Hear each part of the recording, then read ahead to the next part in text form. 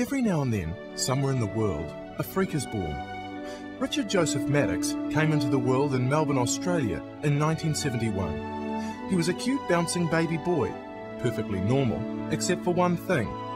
He was born without a bottom. The man with no arse. From the very start of his life, Maddocks' affliction would cause him difficulties. Mrs. Maddocks. Oh, he was a lovely little baby, but of course with no bum we just couldn't keep nappies on him, so we had to just let him shit himself all the time. It was very heartbreaking. In a strange sort of twist, many years later, Maddocks would write advertising about nappy wearing. Doctors simply called Maddocks a strange act of nature, but others saw it differently. A miracle of divine intervention. It was written in the stars. Just look at Richie's nickname. Maddocks. Maddocks. May. He was born in the month of May. Dock, to remove the tail of a lamb. Born in May with no rear end. As Richard grew older, his handicap would begin to determine the path his life would lead. He dreamed of playing professional Australian football for local club Geelong, but sadly this was only ever going to be a pipe dream. Fellow Australian and friend to Maddocks, Brent Smart explains. Rich loves Aussie rules footy, and why wouldn't you? You know, he's from Melbourne, and he always wanted to be a good footy player, but he had a problem, and that is to be an Aussie rules footballer, you need to wear really tight shorts. And of course, Rich could never do that. And no matter how hard he looked, he could never find a pair that were tight enough that his arse could actually fill out. And they always looked like gay baggy soccer shorts on Rich. With his dream dashed, Maddocks ended up working in advertising, producing catalogues. Catalogues filled with models flaunting their fully fleshed posteriors. It became too much for the young copywriter, and he fled to New Zealand. Of course, he wouldn't escape his problem. It would just follow him over.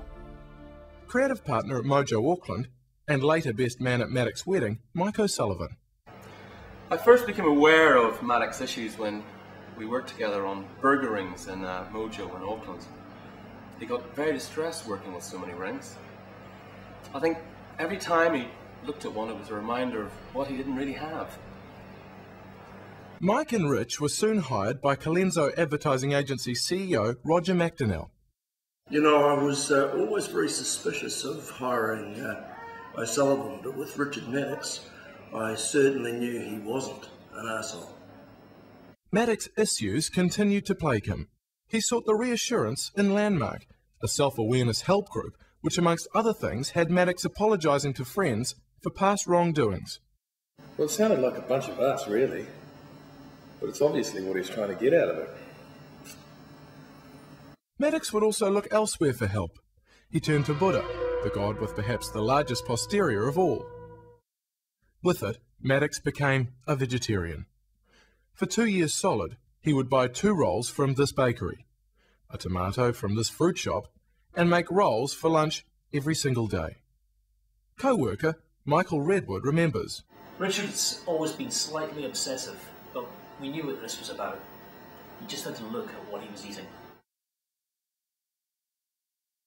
A name that would taunt Maddocks during this period was Toby Talbot. Talbot, Talbot, or even Botty to some. I've always admired you, but I've also really felt sorry for you for a long time. You're incredibly ugly, and you don't have an arse. Hopefully, one day you'll win a gold line. The stress of being arseless and having to wear baggy-ass jeans would show in many different ways. He would pace the deck at work smoking furiously, but no amount of cigarettes was ever going to give Maddocks the butt he really wanted.